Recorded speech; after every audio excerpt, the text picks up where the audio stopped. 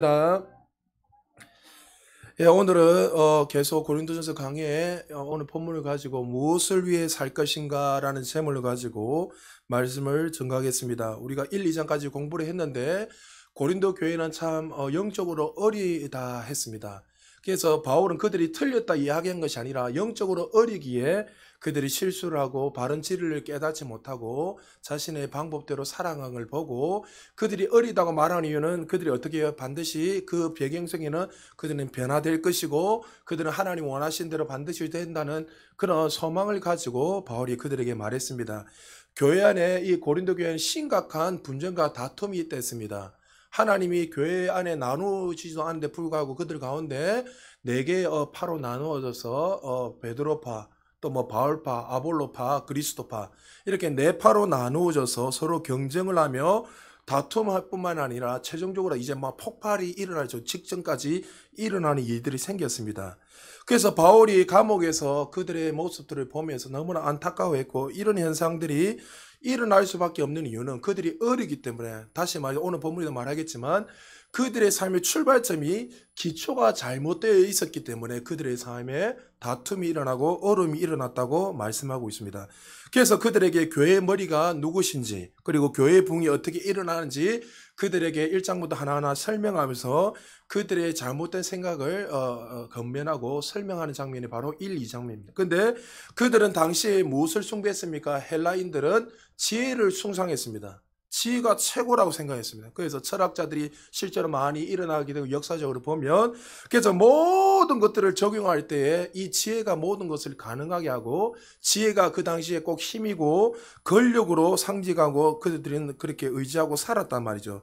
그러면서 그것을 신앙생활 교회 안에 적용을 시켜버린 거예요. 정말 우리가 정말 추구해야 될 것이 이 진리를 추구한 것이 아니라 말씀을 추구하고 하나님을 추구하는 것이 아니라 그 지혜를 숭배했던 그 시대에 그 사람들이 교회 안에 고린도 교회에 들어와서 어떻게 해요? 이 지혜를 숭배하게 되는 거예요. 교회의 이 구원, 이 진리는 이 지혜로 말미암아 가능하다. 지금도 여러분 보면 잘못된 그 교리들을 가지고 어떻게 해요? 우리는 하나다 이래 가지고 불교도 원불교도 할 건 모든 천주교도 끝내는 우리가 어떻게 해요? 흩어져서 신앙생활 하지만 결론 올라가서 어떻게 종교다운주의로 하나다 이렇게 이야기하잖아요. 그 이들도 마치 구원이 예수 그리스도 통해서 이루어진 것이 아니라 그들이 알고 있는 이 지혜를 가지고 구원을 이룰 수 있고 또 이 지혜를 가지고 쉽게 말해서 교회를 부흥을 일으킬 수 있다고 생각. 지금도 교회 안에 이런 일들이 실제로 많이 일어나잖아요. 나 처음에는 예수 그리스도 중심으로 가다가 점점 어떻게 해요? 교회를 부흥시키기 위해서 어떤 잘못된 것을 받아들이게 돼요. 저게 옛날에도 보면 부흥시키려고 뭐 연예인들 한참 부르고 이게 나쁘다는 게 아니에요. 그러니까 주가 빠졌다는 거예요. 연예인들을 부르고 또 여러 가지 풍선을 마술을 갖다가 이거 하나님 싫어했던 마술을 저는 마술사를 부를 때 억수 싫어했거든요. 제가 주일학교 할 때도. 왜 그런 걸 가지고 그들에게 어떤 것을 진리 전할 수는 있지만 그걸 가지고 복음을 이상하게 희석시켜 버리니까 그 마술을 가지고 와서 교회에서 하고 이렇게 이것이 마치 진리인 것처럼 이렇게 그 당시에도 그렇게 하는 거예요. 그러니까 바울이 볼 때는 그걸 가지고 결단코 우리가 하나님을 알 수도 없고 또 교회가 부흥될 수도 없고 또 이 진리, 이 지혜를 숭상했던 너희들의 그런 사고를 가지고는 결단코 교회가 교회다운 삶을 살아갈 수밖에 없다면서 1, 2장의 그들의 이야기를 쫙 하면서 결론은 그들을 구원하고 교회를 교회답게 하는 것은 뭐예요? 십자가의 도, 예수 그리스도의 복음 외에는 없다는 것을 이야기하는 거예요. 그래서 이게 신비라는 거예요. 우리가 구원받을 수 있는 것은 우리의 지혜와 능력을 알 수 있습니까? 절대 안 된다 했잖아요. 왜? 우리는 예수 밖에 있을 때는 이미 영적으로 죽은 존재였단 말이죠. 죽은 존재가 실제로 죽은 사람이 어떻게 들을 수 있고 일어날 수 있습니까? 스스로 절대 할 수 없다는 거예요. 죽은 자에게 누가 들어가요? 성령께서 들어오셔서 그를 살리라는 거예요. 그래서 우리가 믿어지는 거예요. 할렐루야. 근데 그들은 그 도를 모르고 그 지혜로 말미암아 자신들의 생각을 가지고 구원을 받을 수 있고 또 자기들은 그 지혜를 가지고 숭배했기 때문에 그 지혜를 가지고 승리할 뿐만이 아니라 교회가 부흥될 수 있다. 그들은 생각했단 말이죠. 그러나 바울은 이 복음을 정확하게 설명하면서 그럴 수 없다 하면서 이 십자가의 도가 예수 그리스도 이 복음만이 너희들을 구원할 뿐만 아니라 진정한 부흥을 일으키고 너희들을 성장시키고 변화를 줄 것이라는 것을 설명하는 장면이 바로 1장과 2장의 내용이었습니다. 그러나 그들은 여전히 어떻게 해요? 여전히 지혜를 숭배했고 자신의 말의 지혜와 논리적인 언변이나 뛰어난 사람을 통해서 교회가 든든히 세워질 수 있고 교회가 부흥될 수 있다고 그들은 생각했습니다. 그러나 바울은 그들이 마치 의사의 영향을 바울이 받은 것처럼 하나하나 진단을 하면서 어떤 의학적 용어를 설명하면서 그렇게 될 수 없다는 것을, 그들의 근본 기초가 잘못된다는 것을 설명을 쫙 하면서 오늘 본문에 들어오게 됩니다.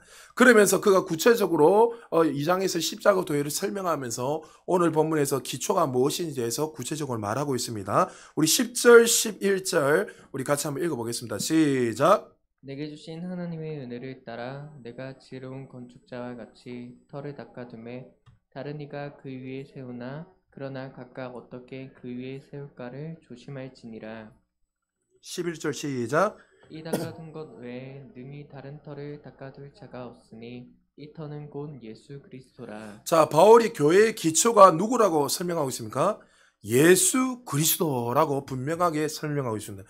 말의 지혜나 논리적인 언변이나 사람이 아니라 예수 그리스도라고 그들에게 선명하게 분명하게 말하고 있습니다. 왜 이 이야기를 시작할까요? 아까 서두에 말한 것처럼 교회가 부흥되고 구원을 받을 수 있고 우리가 잘 되는 것을 쉽게 말해서 그들은 뭐라고 생각했습니까? 지혜라고 생각합니다. 어떤 뛰어난 리더자 한 사람이 통해서 교회가 부흥이 일어나고 우리를 진리 가운데로 인도할 것이다. 그들은 그렇게 생각했습니다. 그리고 말을 잘하는 한 사람이 그 당시에 수사학의 억수로 발달했기 때문에 아볼로 같은 사람은 언변이 뛰어나고 바울은 언변이 뛰어나지 못했단 말이죠. 말을 너무나 잘하니까 그 사람 중심으로 나눠지는 거예요. 그래서 아볼로파, 그리스도파, 바울파로 나눠져서 그렇게 탁월한 리더자 한두 사람이 교회를 부흥을 일으킬 수 있고 정말 진리를 가운데 우리의 바르게 인도를 받을 수 있다. 그들은 설명하면서 나눠졌습니다. 그러나 그들이 그렇게 숭배하고 지혜를 숭배하고 사람 중심으로 또 수사학 중심으로 살았던 그들이 열매들이 어떻게 났지요? 결론 우리가 잘 알잖아요. 교회가 나눠지게 되고 분쟁이 일어나고 그리스도파, 바울파 나눠지는 거예요. 그들이 그렇게 추구했던 그 열매들이 오히려 주님의 그 그리스도의 사랑이 나타난 것이 아니라 교회 안에 다툼이 그 분쟁이 일어난 그 모습을 보면서 바울은 그것이 잘못됐다는 것을 분명히 설명하면서 너희들이 기초부터 잘못된 이 교회가 교회답게 되는 거, 우리가 이렇게 주님 안에서 승리하고 살아갈 수 있는 것은 어떤 타고난 한 사람의 리더자도 아니고 세상 사람들이 말하는 그 지혜가 아니라 그리스도를 통해서 부어준다는 거예요. 그리스도의 터 위에서 우리가 하나하나씩 마치 집을 말하면 벽돌이 쌓이는 것처럼 그렇게 연합되어서 하나하나 세워질 때 교회가 건강해지고 교회는 자연스럽게 부흥이 일어날 것이고 많은 열매들이 나타날 것이라는 것을 그들에게 설명하고 있는 내용이 바로 이 내용이에요. 자, 그럼 예수님도 이미 이 본문에 비슷한 내용들을 이미 예수님이 설명하셨습니다. 마태복음 7장 24절에서 27절에 보면 예수님도 기초를 어디에 둬야 될지 설명했습니다. 한 절씩 교독합니다. 그러므로 누구든지 나의 이 말을 듣고 행하는 자는 그 집을 반석 위에 지은 지혜로운 사람 같으리니 비가 내리고 창수가 나고 바람이 불어 그 집에 부딪히되 무너지지 아니하나니 이는 주추를 반석 위에 놓은 까닭이요. 나의 이 말을 듣고 행하지 아니하는 자는 그 집을 모래 위에 지은 어리석은 사람 같으리니 비가 내리고 창수가 나고 바람이 불어 그 집에 부딪힘에 그 무너짐이 심하니라. 아멘. 예수님이 제자들에게 이 말씀을 전하면서 어리석은 자와 지혜로운 자에 대해서 설명하는데 이 어리석은 자가 어떻게 결론이 나고 지혜로운 자는 어떻게 결론이 나고 우리는 잘 알고 있습니다. 자, 여기서 지혜로운 자는 어떤 자입니까? 나의 말을 듣고 행하는 자. 그래서 행하는데 그게 뭐예요? 그 집을 반석 위에 지은 자. 자, 우리는 이 사람을 지혜로운 자고 하나님이 원하시는 자라고 설명했습니다. 우리가 이렇게 설명하면 또 우리는 자꾸 어떻게 해요? 뭔가를 행해야 된다. 여기 집중하는 거예요. 여기서 말하는 거는 행하는 데 집중하는 게 아니에요, 여러분. 자꾸 막 율법적으로 너무나 살아나니까 여기서 내 말을 듣고 행해야지만이 반석 위에 집을 지은 자. 이 이야기가 아니란 거예요. 여기서 강조하는 거 어떻게 해요? 반석 위에 집을 짓는 자를 이야기하는 거예요. 하나님이 말씀하실 때 그는 어떻게 해요? 행할 때 어떻게 해요? 그 반석 위에 집을 지어 살아가는 그 자를 행하는 자라 이렇게 설명하는 거예요. 행하는 것에 집중하는 게 아니라 지혜로운 사람, 좀 하나님이 기뻐하는 사람 어떻게 해요? 반석 대신 예수 위에 기초를 두고 살아가는 인생이란 거예요. 근데 반대로 어리석은 자는 뭐요? 모래 위에 집을 지은 자. 그러니까 벌써 기초부터가 다른 거예요. 자, 반석은 예수 그리스도고 예수 그리스도에 이제 그 반석 위에 집을 지으니까 쉽게 말해서 예수님 내 구세를 묻고 그분이 주님이 되셔 살아가는 인생은 어떤 상황이 있어도 기초가 흔들리지 않습니까? 창조주 하나님이 그 인생의 주인 되시고 그의 인생을 이끌어가니까 어떤 상황이 흔들리지 않는 거예요. 그가 실수하고 넘어져도 여전히 반석 대신 예수 그리스도에 딱 세워져 있으니까 흔들림이 없는 거예요. 이걸 중요시 여기는데 우리 자꾸 행하는 것을 자꾸 이거 아니란 거죠. 모래 위의 사람들은 어떻게 해요? 왜 어리석은 자죠? 그는 자신이 주인이 되어서 살아가는 인생이에요. 그러니까 자신이 인생이 주인이 되어서 모든 것을 결정하고 살아가기 때문에 어떻게 해요? 그의 인생은 모래 위에 집을 지은 인생과 같다는 거죠. 그러니까 그 사람 우리가 볼 때는 잘 나가는 거 잘 되는 거죠. 결론 어떻게 해요?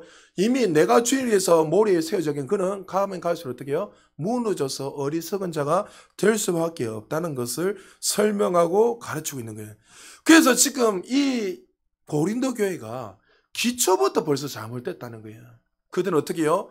반석 대신에 예수 그리스도를 통해서 출발한 것이 아니라 세상의 지혜와 철학을 가지고 그 기초를 두고 살아가면 그들은 많은 부유함 뿐만이 아니라 축복을 누리고 또 그것을 통해서 교회가 부흥이 일어날 것이고 여러분 얼마나 교회에서 그런 거 많이 하잖아요. 부흥이라면 수단과 방법을 가리지 않고 막 끌고는 그게 나쁘다는 거 아니에요. 진리는 변함없지만 진리를 담는 그릇은 무려 바꿔 가야죠.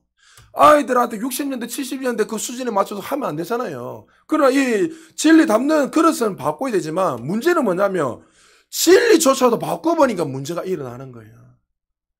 말씀이 주가 되는 게 아니라 어떻게 해요? 말씀은 저 뒤에 빼버리고 본질은 다 빼버리고 그 담는 그릇을 더 강조하는 거예요. 지금 고린도 교회가 마치 그렇게 있다는 거죠. 예수님이 그들에게 이렇게 어리석은 자와 지혜로운 자를 이야기하면서 그들의 삶에 그들이 어떠한 자들인 것을 22절에서 23절에 설명하고 있습니다. 우리 같이 한번 읽어볼까요? 시작.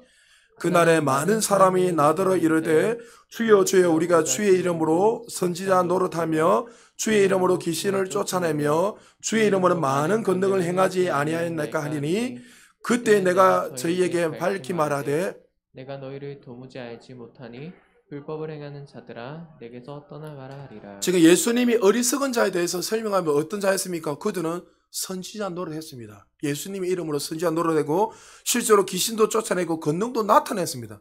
자, 이 정도 되면 우리가 볼 때는 야, 이 사람 참 믿음이 좋다. 참 하나님의 사람이라 충분히 이야기할 수 있잖아요. 근데 예수님은 그들에 대해서 어떻게 이야기하죠? 나는 도대체 너희가 누군지 모른다면서 그들에게 그 다음 말 뭐죠?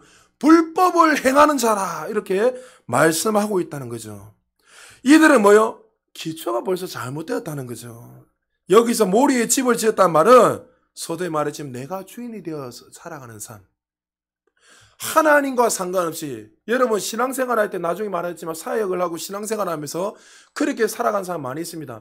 하나님이 기뻐하지 않는 삶인데도 불구하고 마치 자기가 뭐요? 하나님이 기뻐한다고 생각하면서 그렇게 믿음 생활을 하고 그렇게 헌신하고 살아가는 사람이 있어요. 여러분 예를 들어서 부모님들에게 부모님 원하는 거 예를 들어서 어버이날이니까 돈을 요즘 돈 좋아하잖아요. 맞지 부모님들. 정말 돈을 좋아하는데 우리 엄마는 어떻게 우리 아버지는 고기를 좋아해. 고기 갖다 줬다. 여러분 좋아하기는 좋아하겠지만 그게 자기가 원하는 것이 아닌데 부모님 찝찝 안 하겠어요. 마치 이 선지자 노릇하는 사람들은 하나님은 지금 오른쪽으로 가기를 원하는데 자기들은 어떻게 해요? 하나님이 왼쪽으로 가기를 원하는데 기초부터가 출발이 잘못된 거예요. 그러니까 그들은 선지자 노릇하고 했는데 결론적으로 뭐예요? 하나님 너희가 도대체 너희들이 누군지 모르겠다. 그들의 중심성에는 어떻게 해요? 하나님이 없었는 거예요 사실은. 하나님이 없이 그들은 어떻게 해요? 하나님과 상관없이 자신의 열심과 자신이 주인에 대해서 노력으로 살았던 사람들. 그 사람들은 뭐예요? 모래 위에 지은 사람과 같고 어리석은 자라고 말씀하고 있습니다. 반대로 반석 위에 집을 지은다 누굽니까? 삶의 기초가 예수 그리스도인 거예요. 예수 그리스도가 머리 되어 주셔서 그가 주인이 되어서 그렇게 살아가는 인생, 그 인생이 바로 반석 위에 집을 짓는 인생이에요. 여러분 눈에 보이는 것들로 자꾸 여러분들이 판단하면 안 됩니다. 제가 이전에 정말 세계적인 부흥 강사도 많이 만나고 실제로 그분들 중에 하여튼 정말 대단한 이름만 돼도 하여튼 하여튼 40대에 벌써 30대 후반, 중후반 때 벌써 뭐 하여튼 그 당시 옥하는 이재철 목사님, 뭐 각선희 목사님, 여러분 뭐 아는지 모르겠어요. 소망교회 원로 목사님, 하여튼 우리나라에서 쟁쟁했던 목사님이 거기에서 30대 중반에 벌써 옆에서 주 강사로 서신 분이니까 얼마나 대단했겠습니까? 주님 하면 사람들이 막 5천 명씩 쓰러지고 막 하여튼 불이 임하고 그런 분이에요. 하여튼 제가 실제로 그 목사님 교회에서 2년 동안 제가 전도사 생활을 했으니까. 근데 어느 날 갑자기 이렇게 이거 저한테 주시는 거예요. 목사님 딱 보니까 말씀과 상관없이 너무 이상하게 하시는 거예요. 그런데 붕이만 나가면 막 기적이 일어나고 표적이 일어나고 막 놀라운 일들이 일어나는 거예요. 그래서 저는 막 멘붕이 온 거예요. 아무리 봐도 내가 볼 때는 저분이 오늘 말했던 이런 기초가 벌써 틀린 분인데 어떻게 저런 일들이 일어나는가. 하나님 앞에 제가 의문을, 아니 어떻게 이게 하나님과 상관없이 그렇게 내가 볼 때 살아가는데 어떻게 이런 역사들이 일어납니까? 저한테 주시는 하나님 말씀이 뭐냐면, 내가 이렇게 역사하는 것들은 그 목사 때문에 역사하는 게 아니라 그 앉아있는 사랑하는 하나님의 백성 때문에 역사한다는 거예요. 저는 그때 충격받았습니다. 우리가 이 기초가 바로 세우지 않으면 참 문제가 일어나구나. 많은 사람들이 막 병이 치유되고 뭐 역사가 일어나니까 그 사람 무조건 하나님의 사람인 것처럼 생각할 때가 얼마나 있습니까? 지금 선지자 노라는 그 당시에 사람들도 얼마나 선하게 찾기를 했겠습니까? 남들보다 더 많은 헌신과 봉사 안 했겠습니까? 이런 분들은 특심 아닙니까 사실? 그런데 하나님 보실 때는 노선 자체가 잘못된 거예요. 하나님과 상관없이 자신의 의를 드러내고 자신이 주인이 살아갔던 그 자들을 예수님의 불법을 행하는 자라고 분명히 말씀하고 있다는 거죠. 바울은 고린도 교회의 분쟁이 왜 일어나는지에 대해서 분명하게 말씀하고 있다는 거죠. 너희들이 신앙생활 하면서 교회 기초가 무엇인지 잘 모르고 시작하는 것이 가장 큰 문제라는 것을 그들에게 건면하고 돌이키라고 말씀하고 있습니다. 그래서 교회 기초는 너희들이 생각하는 지혜, 또 세상에 타고난 달변같은 언변, 또 훌륭한 사람의 리더자를 통해서 세워지고 부흥이 되는 것이 아니라 교회의 머리가 누구란 거예요? 예수 그리스도라는 걸 알고 그 예수 그리스도의 그 반석이, 그 예수 그리스도의 그 십자가의 복음 위에서 기초가 세워져야 된다는 거예요. 여러분도 신앙생활할 때 가장 출발이 여기서 시작돼야 돼요. 할렐루야. 예수 그리스도의 성령의 은혜로 말미암아 우리가 이 자리에 앉아 있는 거예요. 할렐루야. 여러분 삶에 수많은 역사가 일어나고 많은 열매가 나타나도 그 열매는 내가 열심히 나타난 게 아니라 머리 대신은 포도나무에 예수 그리스도에 우리가 접붙여 있기 때문에 거기서 열매가 나타나는 거예요. 할렐루야. 그래서 앞전에 성경이 뭐예요? 자라게 하고 열매 맺게 하는 건 누구예요? 하나님이세요. 할렐루야. 우리가 아니라는 거예요. 그러니까 뭐 자꾸 역사가 일어나면 마치 주제를 잊어버리고 내가 뭔가 좀 열심히 하고 잘하니까 이렇게 된다 생각을 얼마나 많이 했습니까? 그래서 여러분이 제가 핑계를 대는 게 아니라 우리 교회는 분명히 일어날 수밖에 없는 이유, 계속 교회가 성장할 수밖에 없는 이유는 제가 열심히 해서 된다는 게 아니라는 거예요, 여러분. 저는 여러분을 제가 부목사 생활을 오래 했잖아요. 하니까 어떻게 하면 이렇게 하는 걸 나름대로 다 배운 사람이에요. 그런 게 조직에 빠져있는 사람이었기 때문에 그게 내가 열심히 안 하겠다 이 이야기가 아니라 부흥은 어떤 목사나 여러분의 어떤 조건에 달린 게 아니라 하나님의 은혜로 되는 거예요. 이 사실을 알고 그 은혜 안에서 우리가 순종하며 걸어나갈 때 우리를 통해서 하나님의 열매가 나타나는 것이지, 내 한 사람이 더 많이 헌금을 하고 엎드리고 기도하니까 그 결과를 통해서 열매가 나타났다. 그 인본주의인 거예요. 내가는 인본주의, 내가 하는 거는 인본주의가 되어서는 안 되는 거죠. 교회만큼 우리의 재성을 폭로하는 공동체가 어디 있습니까? 재성을 폭로한다는 건 죄인이라는 것을 폭로하는 게 아니에요. 너희가 어떠한 이전에 예수 그리스도 밖에 있을 때 어떠한 존재라는 것을 기억해야 하는 거예요. 교회는 온전하고 잘나고 떳떳하고 똑똑한 사람이만 모이는 곳이 아닙니다. 교회는 죄인이었던 우리가 예수님의 십자가의 공로를 택함받고 은혜를 입은 자들이 모여서 정말 서로 연합되어서 하나님의 성품을 닮아가며 하나님의 나라를 공동체를 세워가는 그런 자들인 거죠. 그래서 우리는 항상 이 교회의 기초는 사람이 아니라 예수 그리스도의 그 은혜 십자가의 도를 통해서 우리가 이렇게 세워지고 우리가 의로운 자가 되었다는 것을 잊지 말고 항상 그 은혜로 내가 상속자 되고 그 은혜로 말미암아 내가 부유한 인생이 되었고 그 은혜로 말미암아 내가 신성한 건강을 누리게 되었고 그 은혜로 말미암아 아바 아버지를 부를 수 있는 그 특권과 권세를 주었고 그 은혜로 말미암아 저와 여러분이 한 형제와 한 자매가 됐다는 사실을 기억해서 그 은혜로 기초를 두고 출발해야 된다는 거죠. 그래서 우리가 예배 드릴 때도 어떻게 해요? 하나님 앞에 뭔가 받으려는 게 아니라 그거는 두 번째, 세 번째예요. 첫 번째 뭐예요? 그 구원의 은혜에 관계해서 감사함으로 하나님 예배하는 거예요. 하나님 왜 은혜입니까? 하나님 우리를 불러주지 않으면 이 자리에 설 자가 없다 했잖아요. 그 은혜의 간격에서 또 그 말씀을 통해서 지쳤던 우리들이 다시 힘을 얻어서 다시 한번 주님이 주신 그 지혜와 계시를 통해서 다시 한번 또 일어설 수 있는 거. 그것이 교회 안에서 일어나게 되는 거죠. 그래서 바울은 자신이 지혜로운 건축자와 같이 예수 그리스도를 기초로 고린도 교회를 설립했으니 자꾸 엉뚱한 소리 하지 말라는 거예요.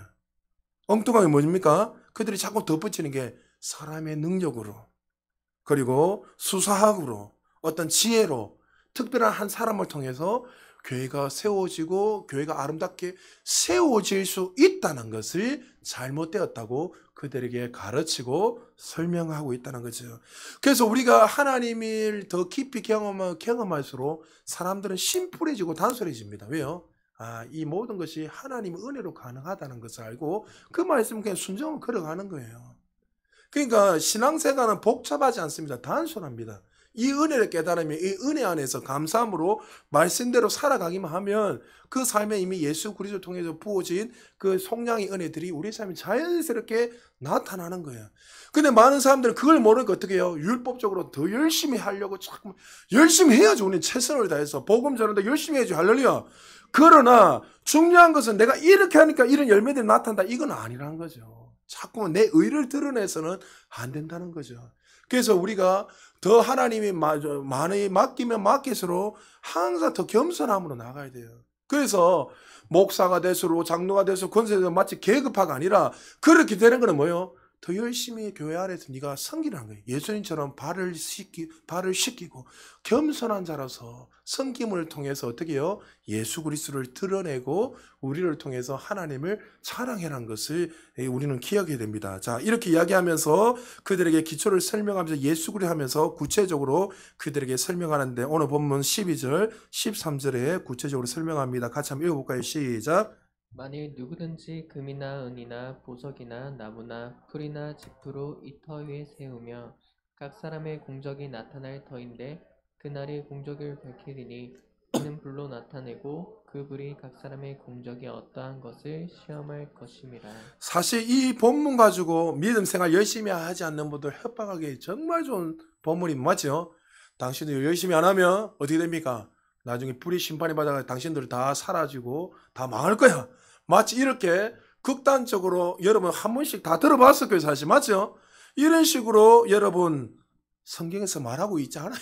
사실은 대다수의 모든 신학자들이 공통적으로 이것은 재료에 집중하면 안 된다는 거예요. 많은 사람들이 자꾸 재료에 집중하니까 이거 가지고 내가 더 열심히 하고 이렇게 해야지만이 된다는 율법적으로 생각하기 때문에 이 본문이 해석이 안 되는데 모든 하여튼 우리 개혁주의 신학자든 다른 신학자는 동일하게 이 본문은 어떻게 해야 되냐면 두 가지 의미를 가진 이 의미에 집중해야 되는 거예요. 자, 먼저 첫 번째 보면 금은 보석은 어떻게입니까? 불로 심판할 때 불로 태울 때 이거는 탑니까 안 탑니까? 안 탑니다. 이해되십니까?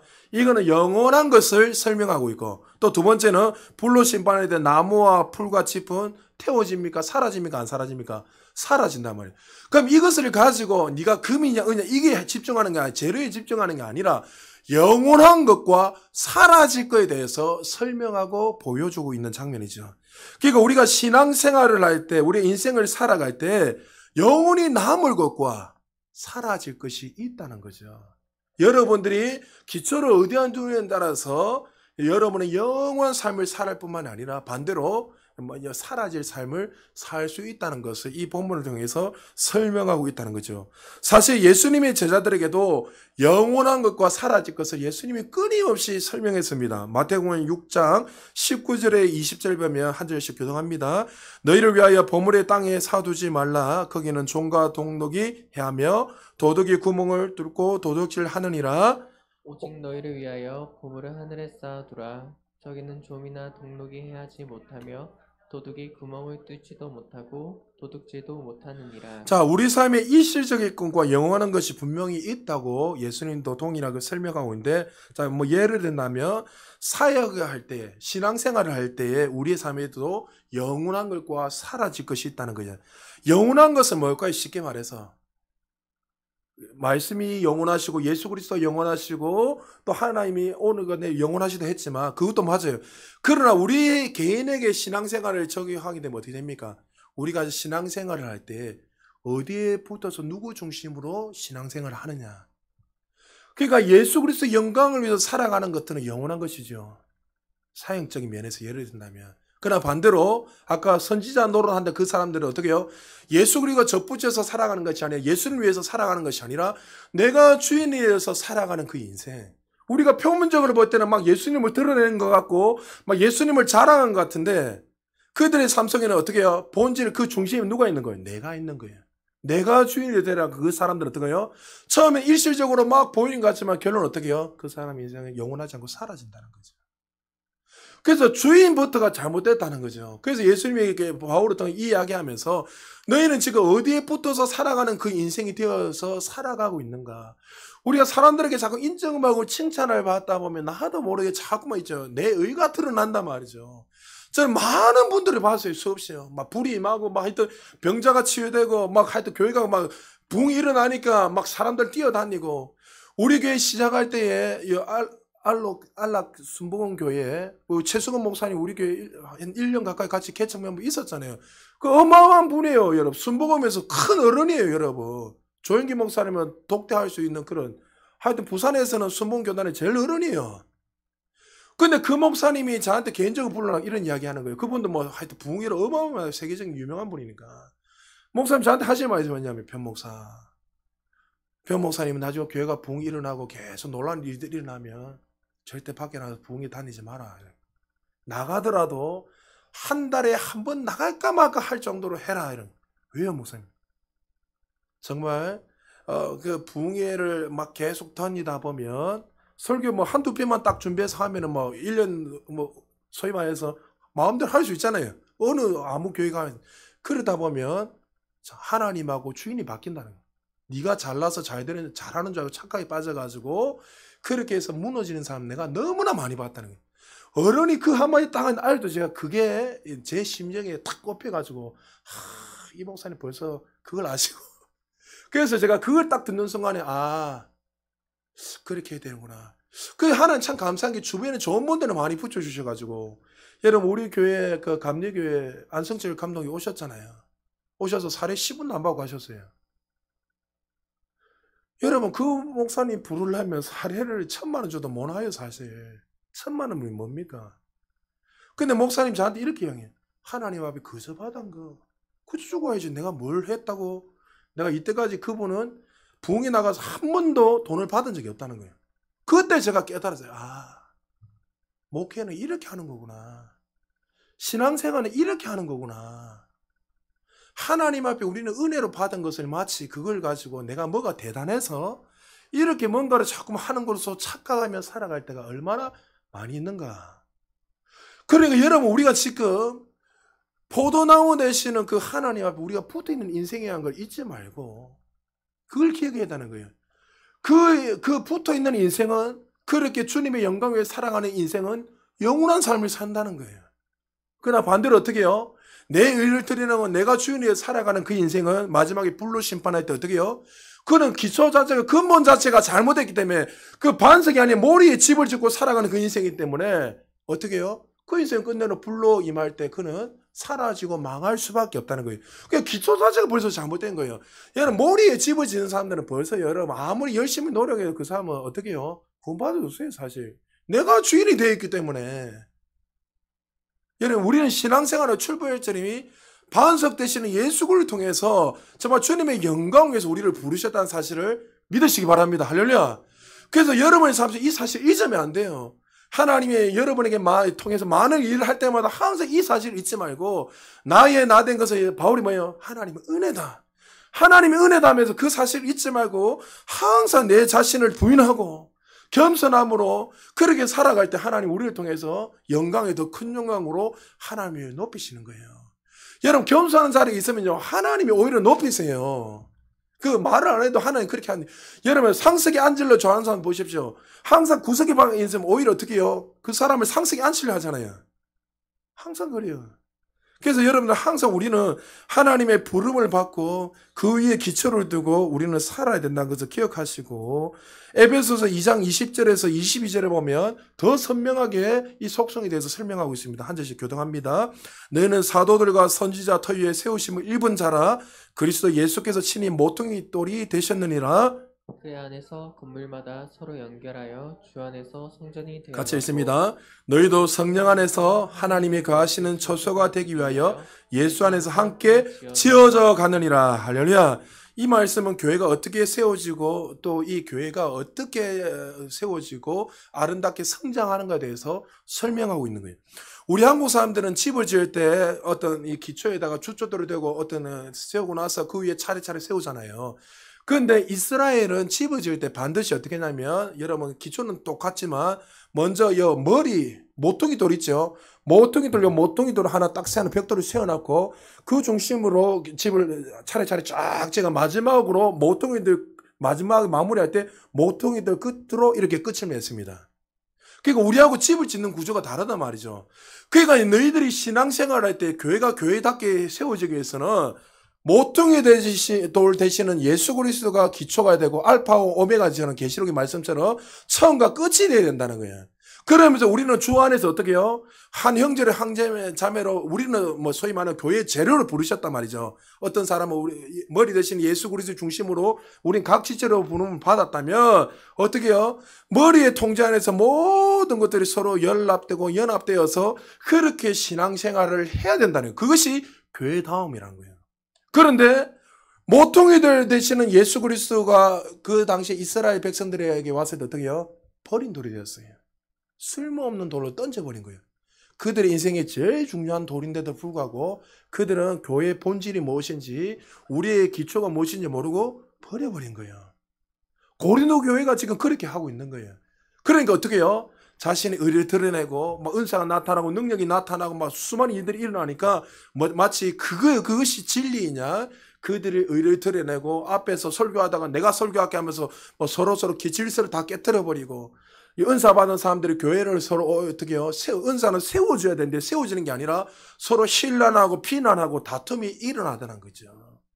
그래서 너희들이 신앙생활을 할 때 항상 모퉁이들 되시는 그 예수 그리스도 중심을 잡아서 어떻게 21절에 보니까 그의 안에서 건물마다 서로 연결하여 주 안에서 성전이 되어가는 아름다운 공동체를 만들어 가라고 우리에게 말씀하고 있다는 거죠. 여러분, 우리는 하나님의 예수 그리스도 중심으로 우리는 유기체적으로 다 연결되어 있는, 연합되어 있는 공동체예요. 할렐루야.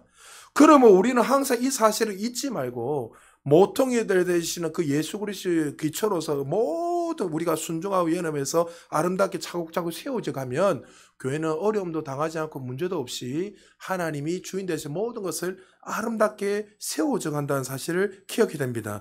그래서 에베소 4장 1절에 보니까 하나님 이 일을 위해서 우리를 부르심을 하고 합당하게 행하기 위해서 우리를 부르셨다고 말씀하고 있습니다. 그래서 여러분들, 하나님이 어떤 교회를 세우실 때, 우리를 만드실 때 우리를 향한 기대감과 어떤 설계도가 다 돼 있단 말이죠. 그 모퉁이들에 대한 중심으로 우리 하나하나를 차곡차곡 세워가지고 그 설계도에 맞춰서 우리를 세워갈 때에 우리는 어떻게 돼요? 항상 인식해야 될 게 뭐냐면, 우리는 다 연결되는 벽돌로 치자면 어떻게 됩니까? 우리가 이 서로서로 연결해서 성장하고 성숙한 길로 나아가야 되는 거예요.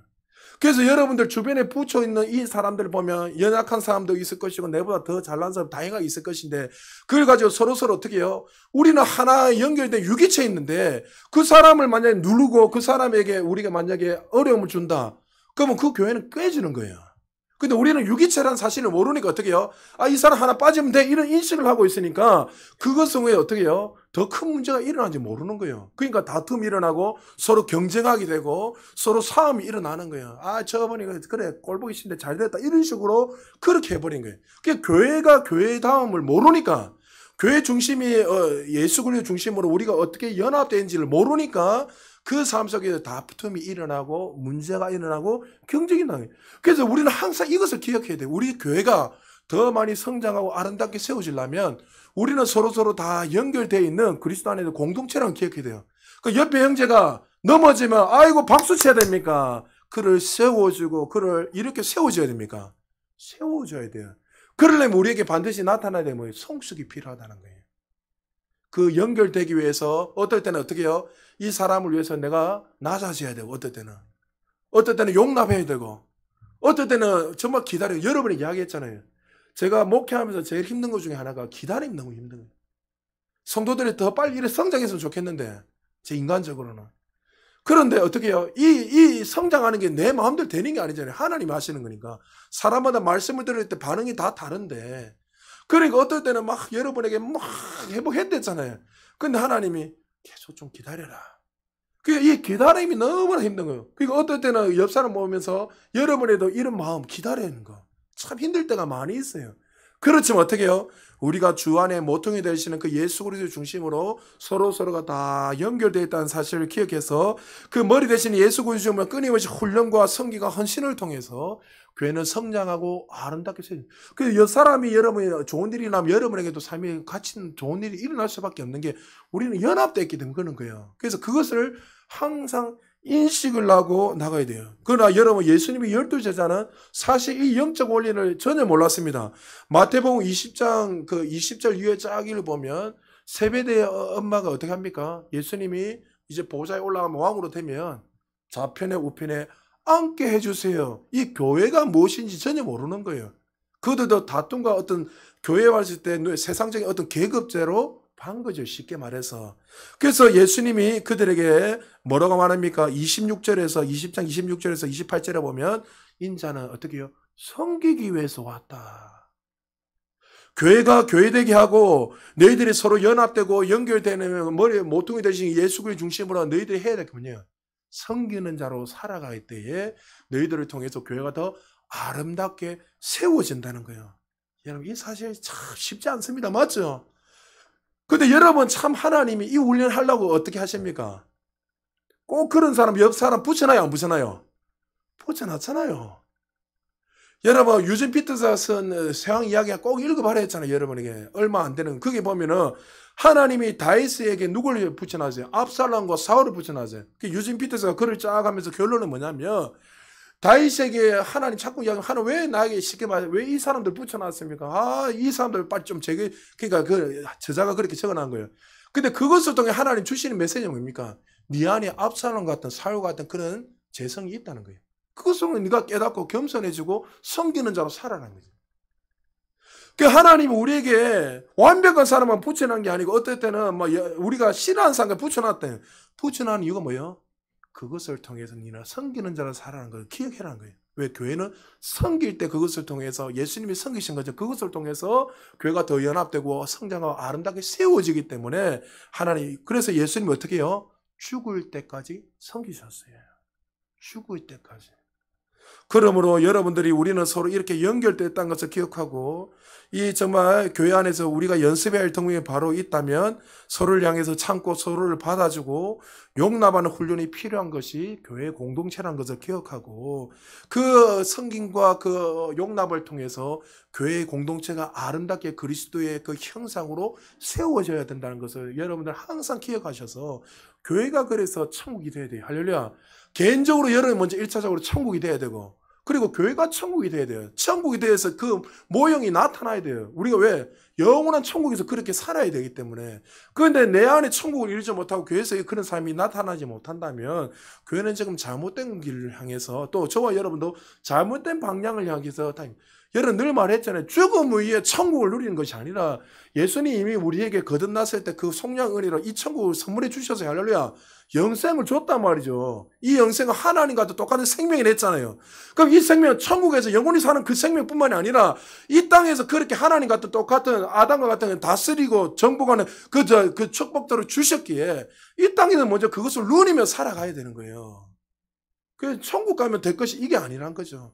그래서 우리는 그것을 기억하고 신앙생활을 하면서 구제하고 선한이 하는 것이 내 행위가 기초가 되지 말고 내 의가 되지 말고 이것은 다 소멸되고 사라질 것을 기억하고 우리는 그리스도의 붙들림 받은 자라는 것을 인식을 하고 영원한 것을 지정하며 살기를 저는 축복합니다. 그러면서 고린도전서 3장 16절에 17절에 바울이 이렇게 뜬금없는 이야기를 하지만 구체적으로 설명합니다. 같이 읽겠습니다. 시작. 너희는 너희가 하나님의 성전인 것과 하나님의 성령이 너희 안에 계시는 것을 알지 못하느냐? 누구든지 하나님의 성전을 더럽히며 하나님이 그 사람을 멸하시리라. 하나님의 성전은 거룩하니 너희도 그러하니라. 바울이 고린도 교회를 향해서 교회 기초에 대해서 설명하면서 그리스도라 설명하면서 너희들은 어떤 존재라는 것을 인식하며 살아라고 선명하게 말씀하고 있습니다. 우리는 하나님의 거하시는 전입니다. 할렐루야.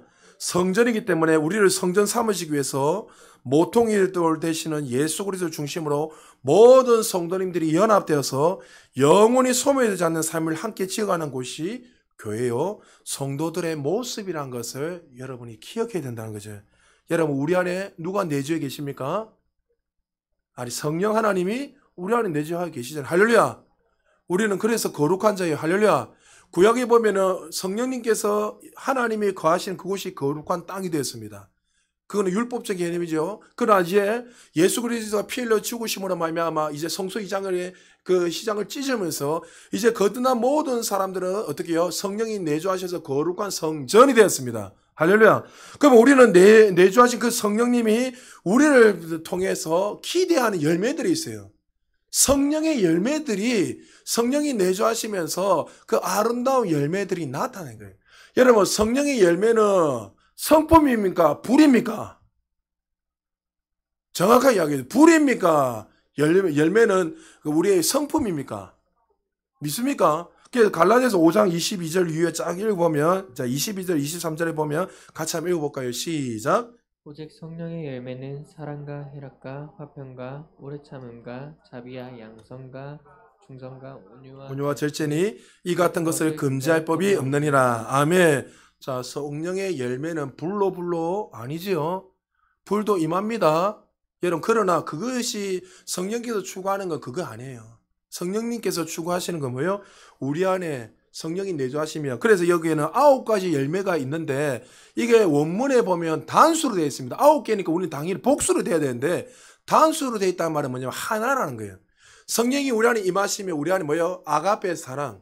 정말 절대 불변하지 않는 그 사랑이 부어주는데 이 사랑이 추구하는 열매들인 거예요. 우리 안에 하나님 성품이 성품이 임해지면 어떻게 해요? 사랑하게 되면 어떻게 됩니까? 기쁨이 넘치게 되고 서로 화평하게 되고 오래 참게 되고 자비하게 된다는 거죠.